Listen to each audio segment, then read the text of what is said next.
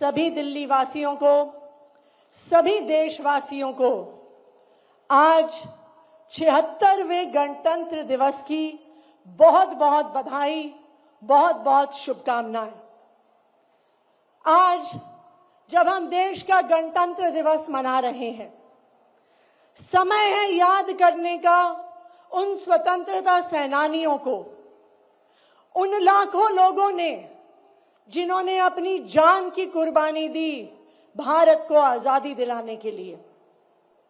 आज समय है याद करने का बाबा साहब अंबेडकर को, जिन्होंने भारत की आजादी के बाद भारत को संविधान दिया।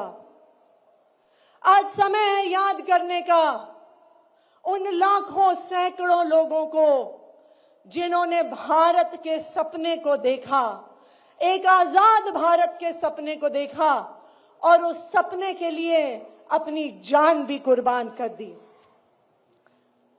जब अंग्रेजों का भारत पर राज था, तब भारत बहुत अलग होता था।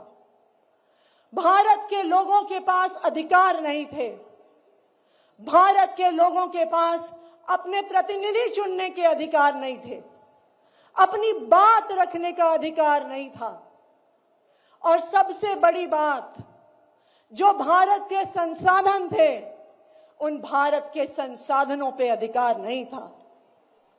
हजारों सालों से कहा जाता था कि भारत सोने की चिड़िया है।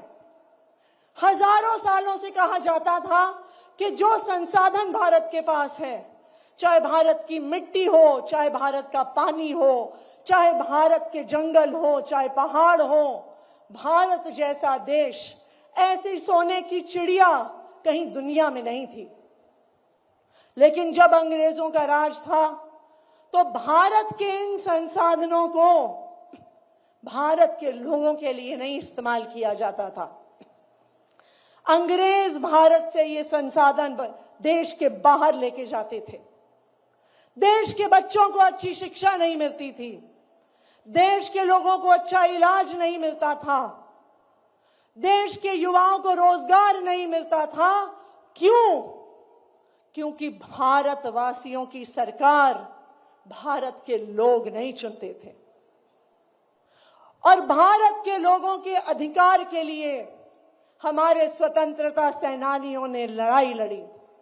जैसे कि मैं सो रहा हूँ तो पिताजी को जगाना है मुझे, तो वो डायरेक्ट उठाने के बजाय, और हिंसा की परंपरा मेरे यहाँ नहीं थी सौभाग्य से, तो वो क्या करते थे कि उस कमरे में आ जाएंगे या बाहर से गुजरेंगे और चौपाई बोलेंगे, प्रात काल उठ गए रघुनाथा, मात पिता गुरु नावई माता। कभी कभी मैं गुस्से में उठ करके अरे पापा, चरण स्पर्श किया और सो गया। मैंने कहा अब मत उठाना।